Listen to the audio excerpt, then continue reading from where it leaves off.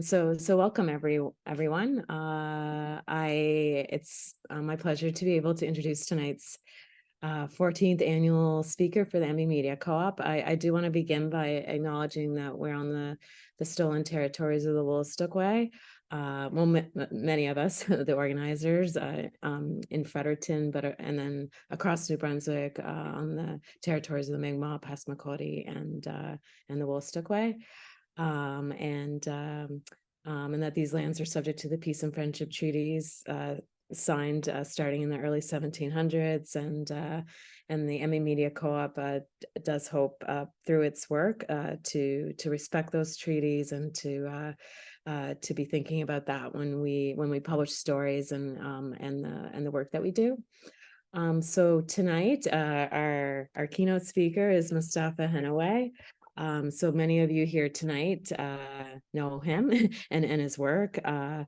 He's somebody that I was introduced to quite a few years ago. I read many of his works. So he's a longtime community organizer with the Immigrant Workers Centre in Montreal, where he's been organizing for migrant justice for 2 decades now. He's also a researcher and PhD candidate at Concordia University.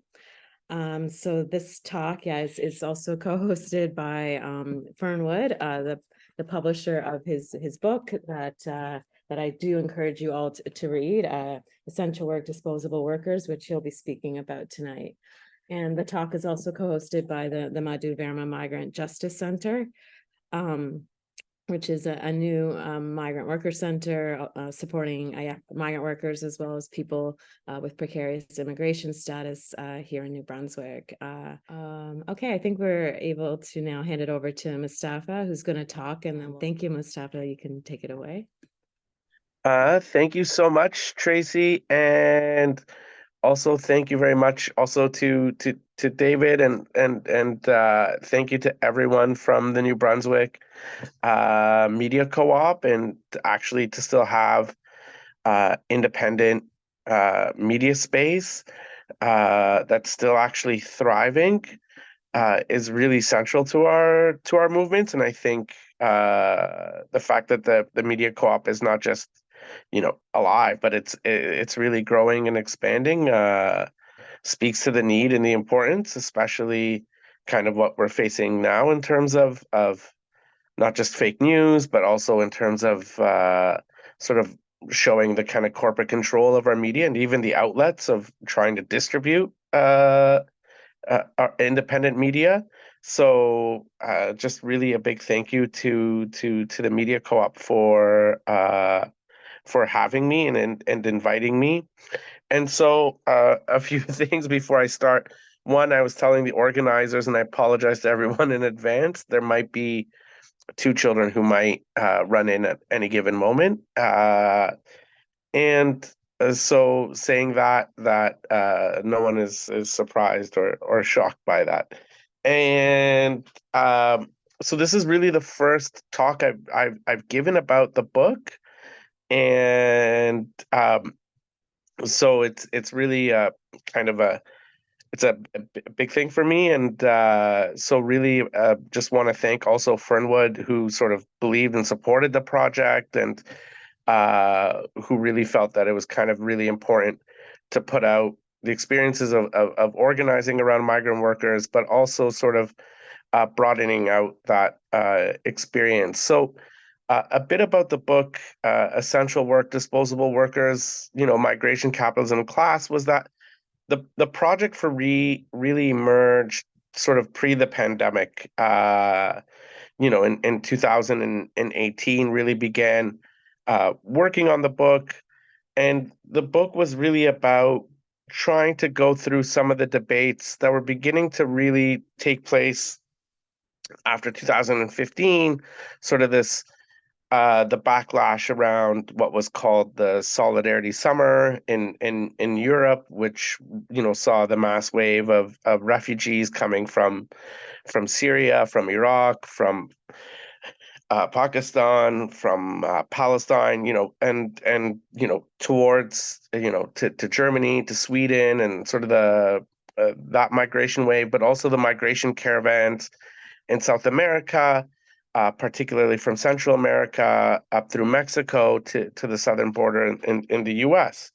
And uh, and the backlash around that, and sort of that far right populist push, but then also some of some voices on the left, and I'm not going to say many or uh, quite a large minority, but that began saying that we have to sort of placate, and we have to think about and rethink about our ideas of class and our politics around migration, or else we're going to lose a working class vote. And really, what is that question about who is and what is the working class, and really thinking about my own experiences, but the experiences collectively of the Immigrant Workers Centre since 2000.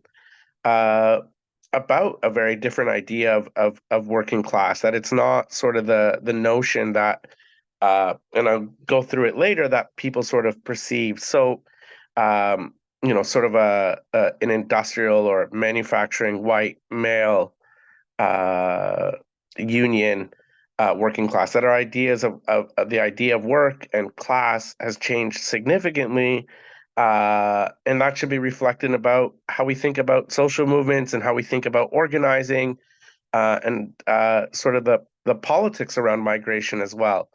And so for me, that was really one of the impetuses of the book, and to say that um, you know, not just looking inwards in terms of the experience of the center, but also tracing those stories outwards of some of our members and some of the campaigns that we worked on, and to linking it to those bigger themes, uh, particularly around sort of globalization, um, politics of migration and the changes and the transformations of migration and the politics of migration more generally, but the transformations in sort of in global capitalism, and what does that mean for our struggles now?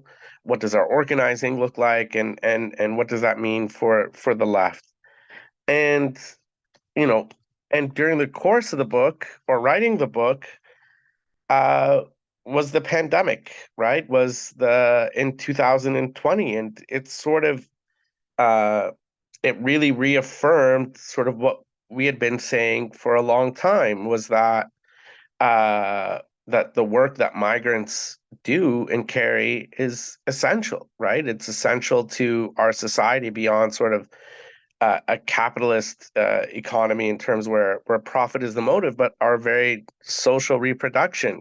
That term that is used often, right? The things that are essential to our existence, our food, our healthcare, the care of our loved ones, right? That a lot of that was being done at migrants, at a cheap, um, uh, to cheapen labor, because of how low profit these sectors were, but were essential to our society. What we saw during the pandemic, and the book. I mean, the one thing about the name of the book and the title of the book that just to briefly mention is specifically, not essential worker, right? But essential work. Because I think for a lot of migrants before the pandemic were just deemed invisible workers, right? They were just invisible and disposable at the same time. But all of a sudden, migrants had become essential. But I think it's more about the work that they were doing was essential. Uh, but unfortunately, they themselves, as human beings, were rendered and are deemed disposable, right? And that's necessary to the global economy. And that's really the beginning point uh, of the book. And so I think, to me, uh, and Noe, who was a longtime active member at the Immigrant Workers Centre, and memorandum, and in memory of many friends, and who, because of the way migration had rendered them so invisible, had lost their lives. People like, because of the stress, because of remaining without status, or remaining without status for so long, what it had done to their health. People like Lulu, people like Carmelo, who fought for so long for their status. And so, and the book is premised around three distinct themes, right? And the reason is, one of the things when we think about sort of a current debate around migration and what politicians and what a political class is trying to do continuously doesn't work. And we're seeing that resurge again, sort of in not just around what happened with Trump or the Alternative for Deutschland or just the populist right. We're now seeing, the Liberal Party also take on a more anti-migrant position in terms of, the axing of the loophole to the Safe Third Country Act, but also other positions that are making it very difficult for migration. Is that we think about migration, and a lot of the rhetoric around migration is there's sort of this us and them, right? There are migrants and then there are us. There are people coming from somewhere else and there's us. And, when you think about it a bit more deeper and you think about globalization and you think about our real interconnections in terms of our social relations, it's impossible to use that kind of language. There is no us and there's them.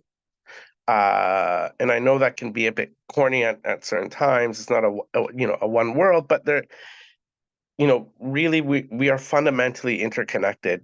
And I think a lot of the rhetoric and a lot of the discourse, especially in the mainstream, refuses to recognize that, right? There are people that are just skipping the queue and taking our jobs.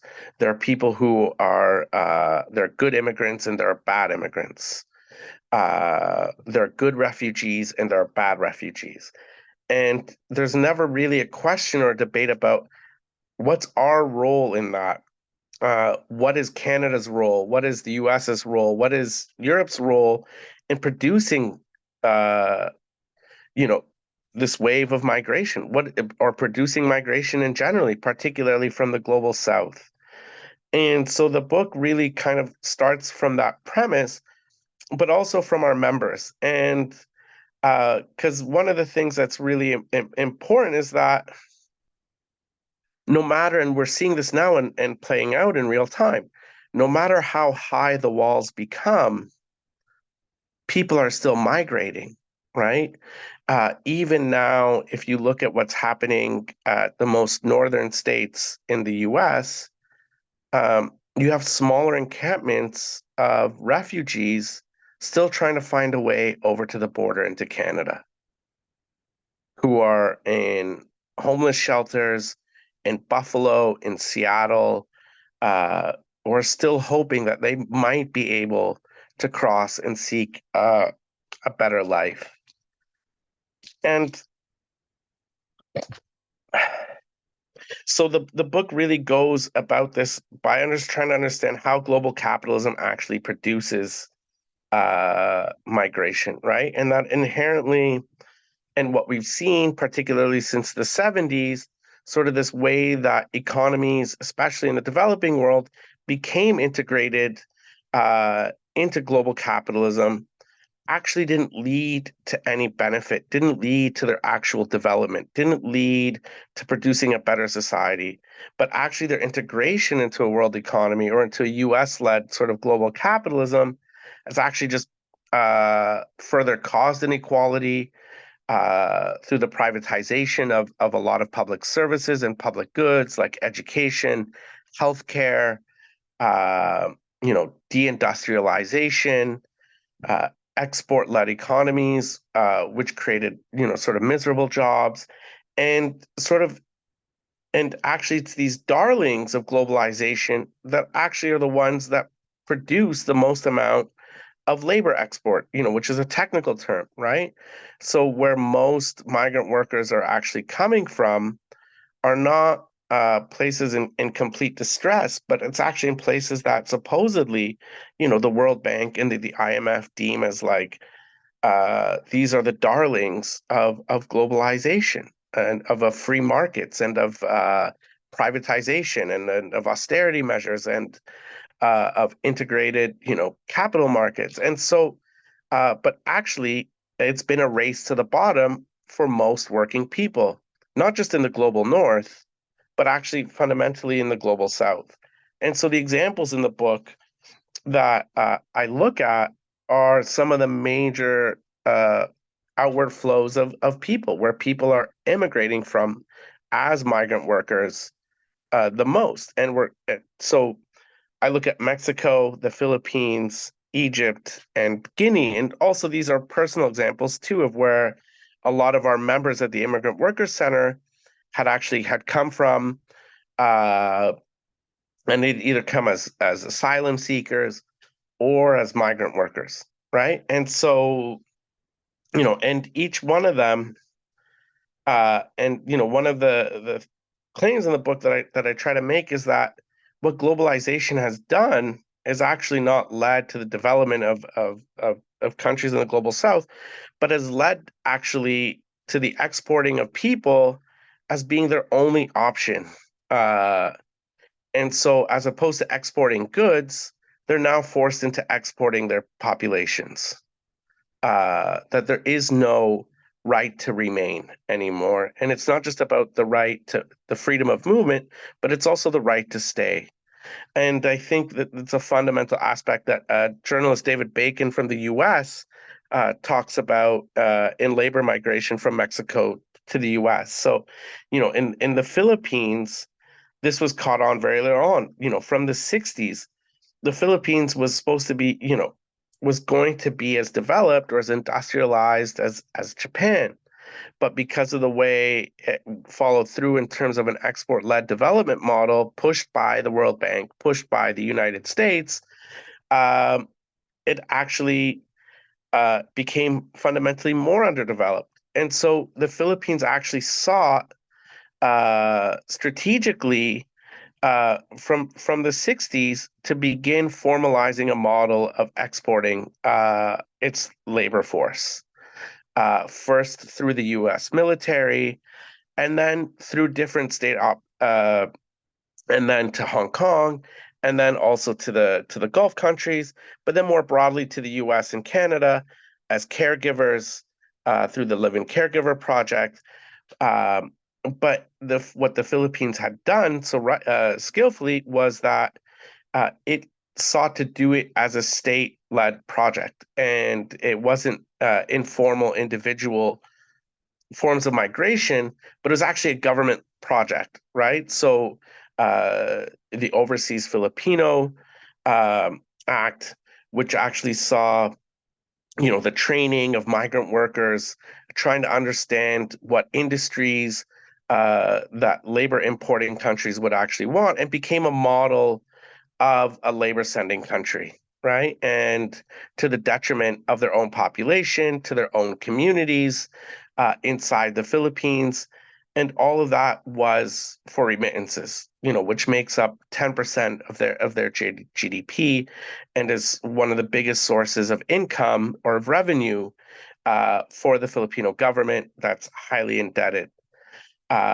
Mexico sought the same strategy after NAFTA and sort of the failures of NAFTA and what had, the North American Free Trade Agreement in 1994, which led to, the decimation of local indigenous forms of agriculture, of peasant agriculture, to the point where Mexico was now actually importing corn from the United States.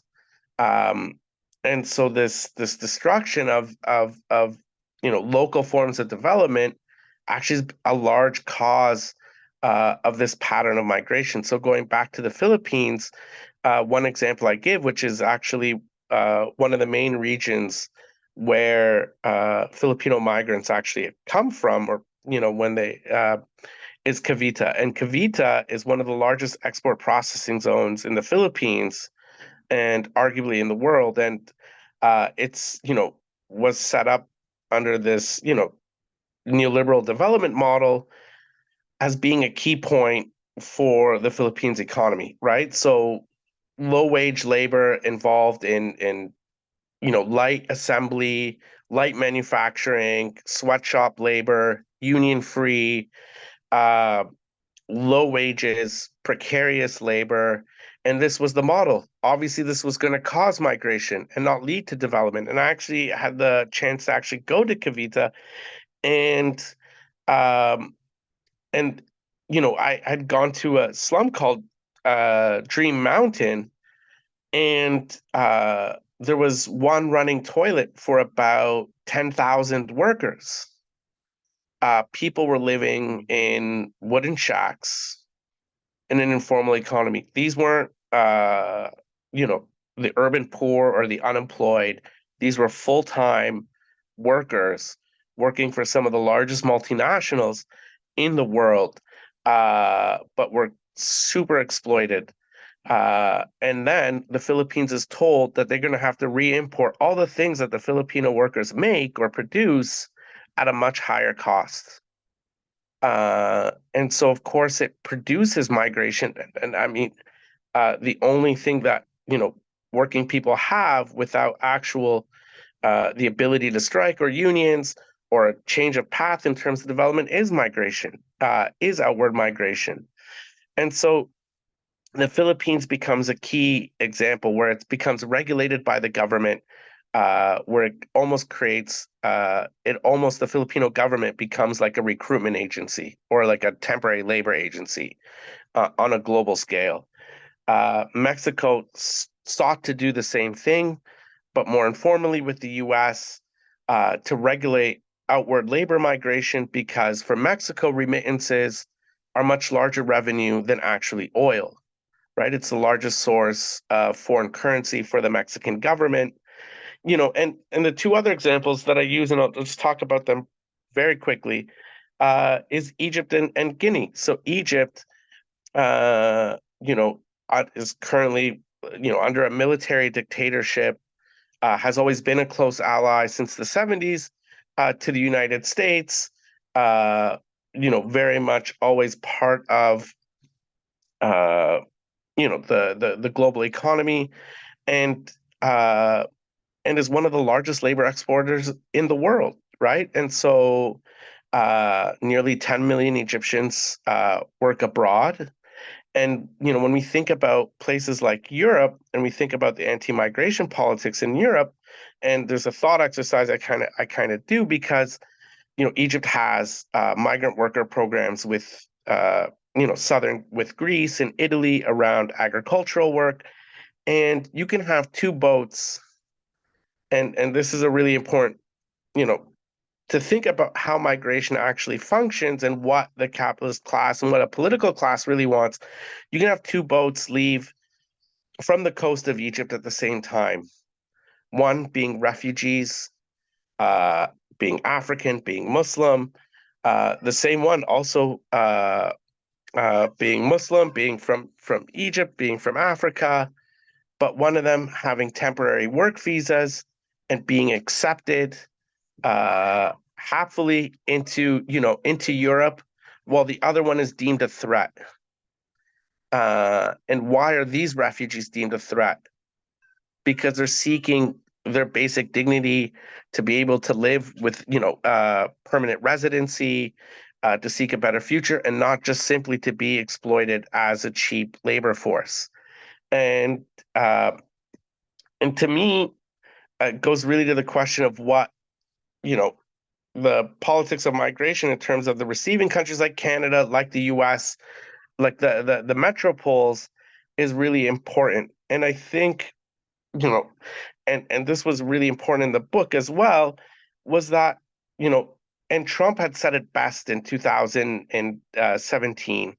And he, in his State of the Union address, when he addressed the question of migration, what he said was, actually, what I am seeking to do is to create a Canadian style immigration system, quote unquote, right? While we deem him as being racist, as being, xenophobic, as sort of representative of, of a politics outside of the U.S. political class, actually was a continuity of what U.S. politicians had been seeking to do, and what the U.S. state had been seeking to do was very much mirror a Canadian-style immigration system. And so part of that, and I discuss in the book, is really to wither away the rights of asylum, right? So the question becomes, how do you actually not, the question becomes, how do you not stop migration, but how do you control migration as a faucet? And this is really what Canada had become a leading sort of state in terms of doing that. Outside of the sort of the Gulf countries or outside of Hong Kong, um, is that it was able to re-engineer its immigration system to one based on permanent migration to one based on temporary migration. And a lot of that had to deal with how do you wither away at our ideas of migration being one based on solidarity. When we think about accepting refugees, when we hear the word refugees welcome, or yes, we can from Angela Merkel or Obama, is that our ideas of immigration, uh, and especially asylum, is one of solidarity. We're welcoming people in need. We're not actually, it's a gesture of basic human solidarity. But for them, it was a threat. And so, how do you actually transform a system of permanent migration, which for a channel for many people, the global south is the only channel, to one of temporary labor migration? And that was really began under the Harper government, with the introduction of the low skilled pilot project in 2006, to make migration very much tied to the question of labor. And so, and while that was taking place, because of the boom in terms of the tar sands in Alberta to open it up to over 42 occupations, at the same time, you had more and more restrictive policies, especially for undocumented workers, for people who are failed asylum seekers. So you have the reintroduction of visas coming from, countries like Mexico.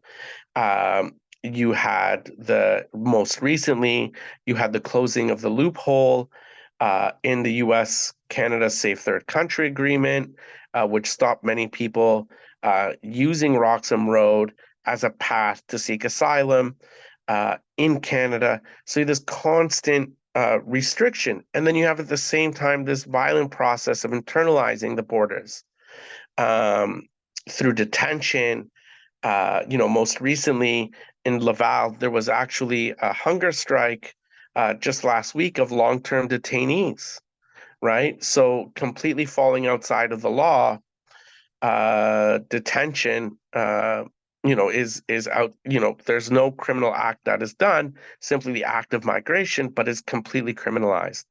Then, uh, we had the case, which was extremely scandalous, but only made a blip of media, was the Canadian government actually doing something very similar to what the US has done, which is externalize the borders, right? So it's not simply that the border of Europe is the border of Europe or the border of Canada is Canada. When it comes to migration, it's about projecting their power forward, and it becomes about that reimagining of the border beyond the actual state's territory. So when it comes to Canada, it began to work with the Ghanaian military, which was accused of human rights violations and the massacre of 108, over 100 protesters in 2010. Was used by the Canadian government to stop ships of migrants coming from Sri Lanka after a disastrous civil war where many Tamils were actually fleeing and seeking to come to Canada. And the Canadian government worked with the Ghanaian military to stop these ships from coming.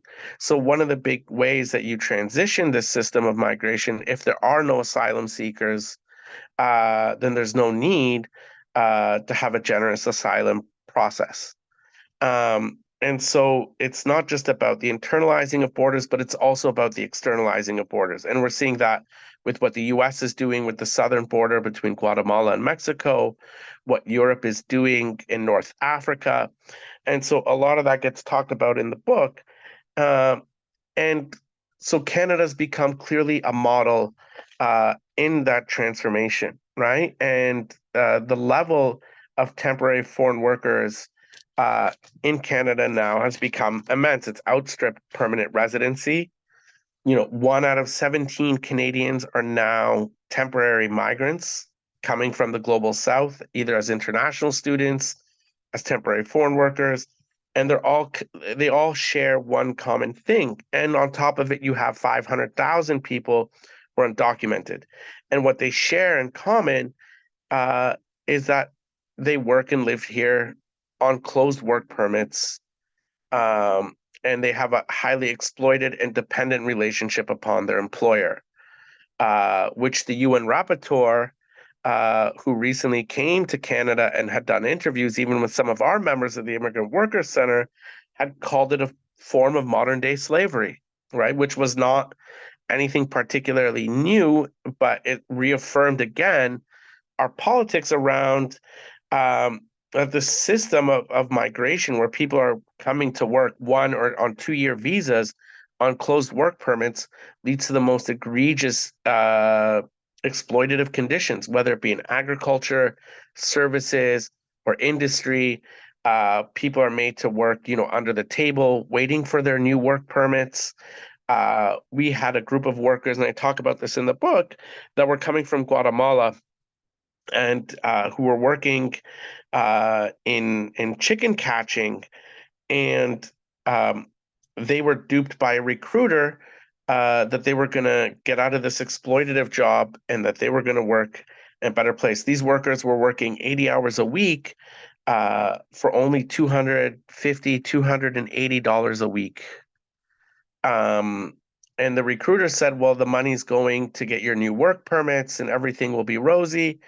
And these workers showed up off the bus and were arrested and were facing deportation in a giant coordinated raid by CBSA, Revenue Canada, IRCC, the RCMP, and because they were there without work permits, and their previous employer had said they'd skipped out on him and broke the conditions of their work permit. So workers actually have no choice to leave their employer. They can try to find a new employer within 90 days, but in certain sectors like agriculture, it becomes very difficult as workers get blacklisted, as many of these farm owners actually have networks and they all have close relationships and know each other. So it forces workers to accept the worsening conditions, and it's spreading beyond agriculture, these conditions, right? So in Quebec, we work with a lot of people who are in metalworks and the service industry, and now in other major companies, especially now that companies can hire up to 30% of its workforce as temporary foreign workers. And so what's special about what's unique about the Canadian system is that it's deemed as a humane immigration system, right? You have 500,000 people who are undocumented, who completely live in the shadows.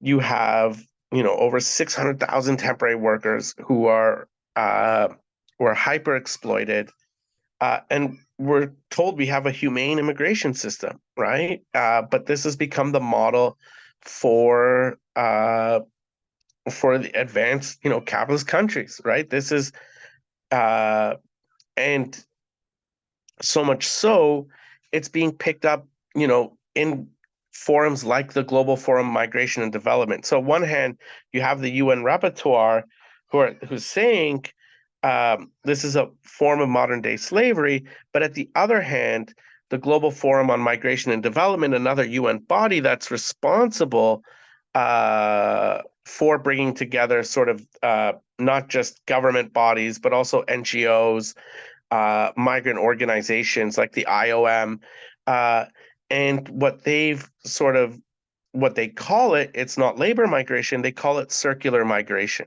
right? So the idea is that for this kind of development model, and this goes back to sort of the earlier part. So remittances now account for over $830 billion. It's the largest flow of capital from the global north to the global south. And it's become a lifeline for countries like Egypt, for Mexico, Nigeria, the Philippines. Essentially, global capitalism would collapse if it wasn't for these flows.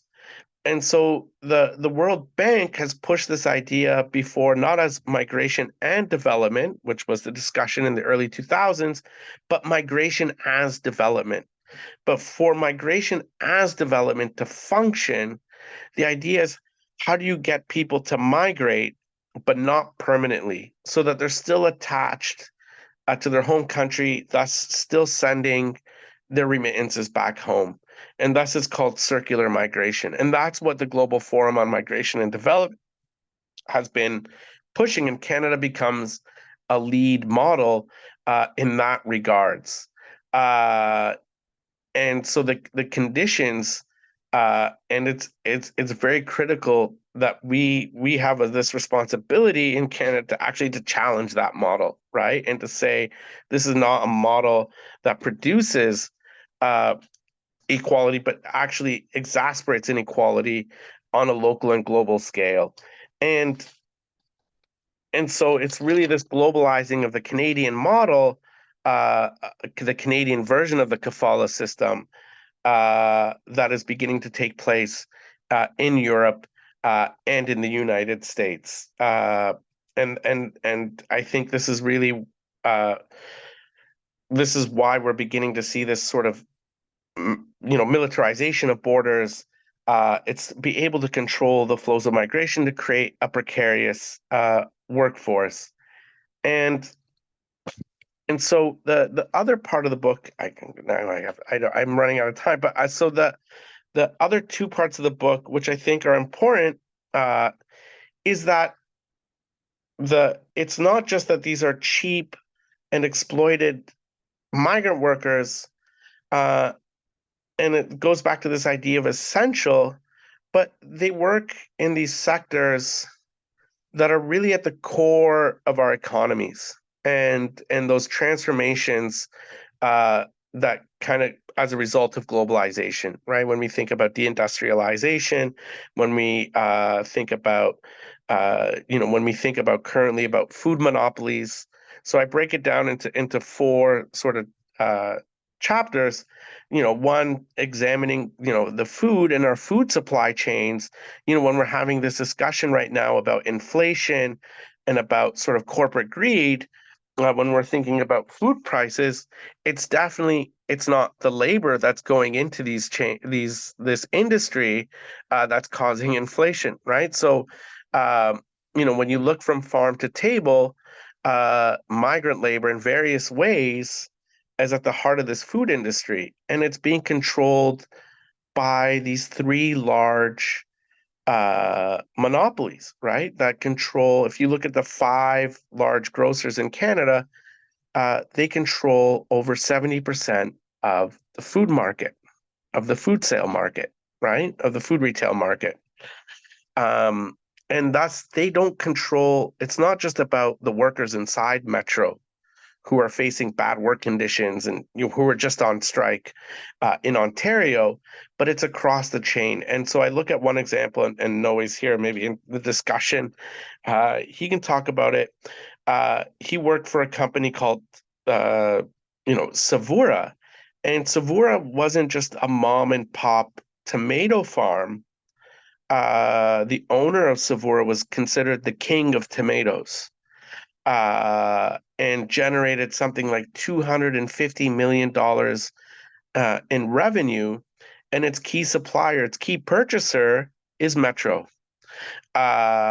because Metro chose Savura on the base on prices, the constant availability. So it sets the conditions that puts downward pressure on these growers, that then puts pressure on these migrant workers themselves, right? So working long hours, low wages, very dangerous work conditions as a result from this downward pressure from these major corporations like Metro or Sobe or Loblaw. And you saw this, another example I gave is in industrial bakeries that mostly sell to these major grocers. There's one company in Toronto that had 5 deaths at it over the years, and one of them being recently a Filipino migrant who was working through a temporary placement agency at this industrial bakery in Toronto. So you have these examples of how these large grocers, how this corporate greed just doesn't manifest in sort of in the outward pricing to consumers, but right across these supply chains, right? And chicken is a great example. And the other aspect I talk about, when we think about the changes in our global economy that we felt during the pandemic was online e-commerce, right? So the Amazons, distribution, and with Amazon, it really became, it's not migrant labor per se, but Amazon here, there are quite a few immigrants and migrants who work inside Amazon who face, bad work conditions, dangerous health and safety, high turnover, but they work for the largest corporation and the second largest employer on earth. And at one point, the wealthiest man, but who's now the second wealthiest man on the planet, Jeff Bezos, right? So the way that inequality is highly racialized becomes evident. We work at the Immigrant Workers Centre with a lot of asylum seekers who came through Roxham Road, who are mostly coming from Nigeria, from other West African countries, from Haiti, from India, in Dollarama's major warehouses. And Dollarama, doesn't seem like the biggest corporation around, but the Rossi family is the 8th richest family in Montreal. It's the 50th richest family in Canada, worth 2.5 billion. It made its profits massively off of the inequality we faced, and all of its warehouses, the workers are asylum seekers, people waiting deportation, working as temp workers. They don't have permanent jobs, extremely exploited, hired and fired at any given moment. And so I go through a series of examples, and all that is to say is that migrants aren't just victims, and this is the last part of the book, that the struggles of migrants, not just at the Immigrant Workers Centre, where I've been organizing for the last 20 years, but the role of immigrant and migrant workers in our social movements, and particularly in labor, is critical to its renewal, right? We're in a moment where, um, you know, when you look at labor union density, in Canada, it's not like the US, it's not, 11%. It's roughly 30%.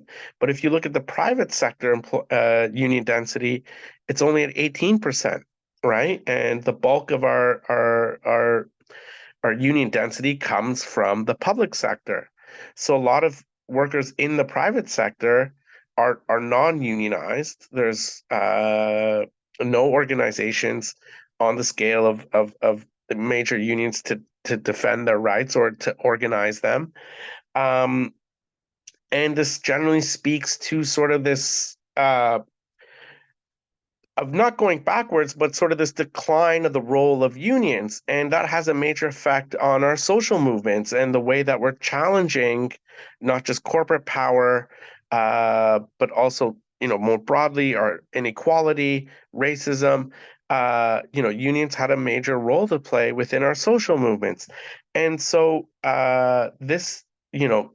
the fact that unions haven't been able to organize migrants hasn't mean migrants haven't been organizing, though, right? And so migrants have been organizing inside unions, outside unions, and it's been inspiring. While many of the examples I talk about are not major examples, they're small examples, but they've achieved incredible things, and they have been and can remain be at the heart of our social movement. So I talk about the organizing, of new unions by immigrant workers, right? So the New York Taxi Workers Alliance was a group of taxi drivers, South Asian, uh, who now have one of the largest unions in New York City, over 17,000 members.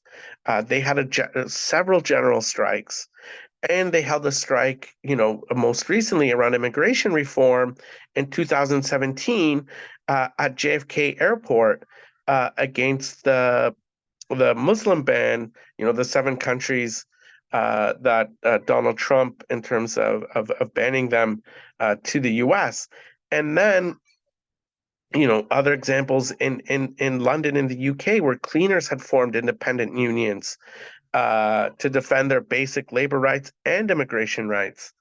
And I talk a lot about the Immigrant Workers Centre, and could talk more about, and it's part of a tradition of migrant workers beginning to organize in a movement way. So the Workers Action Centre in Toronto, or the Migrant Workers Alliance for Change, the Migrant Workers Centre in New Brunswick, uh, no one is illegal at the Immigrant Workers Centre, which seeks to really to build the power, to develop the leadership, to do the outreach, and support work with migrant workers where they are, to really to begin to build their power, and that it's a lengthy process. And I really try to put that through in the book, that there's no really easy victories, but it's a necessary step, because eventually you begin to work with people who are incredible organizers. And that the last 20 years of my life, I'm very, generous, very happy, and very sort of still in bewilderment of the people that I've met and that I've worked with. And David, along with David too, at the Immigrant Workers Centre. And so whether it be organizing with agency workers or temporary foreign workers or undocumented women or Ghanaian refugees, that all of these new forms of organizing are building people's capacity and their leadership to actually to do organizing beyond their workplace. When we look about the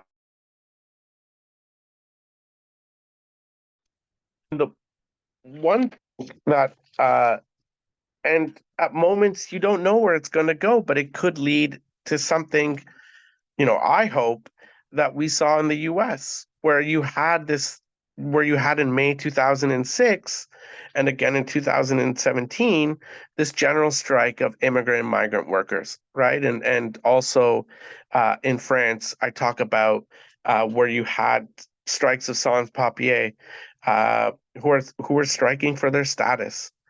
And really, that it's not impossible, and I think if we are active in sort of helping to support migrant workers to actually to organize the way that makes sense to them, to whether it be inside unions, outside unions, to give them the leadership, uh, that they're actually going to organize around the issues they face, because there is no other choice. There is no individual choice with the issues that migrants face.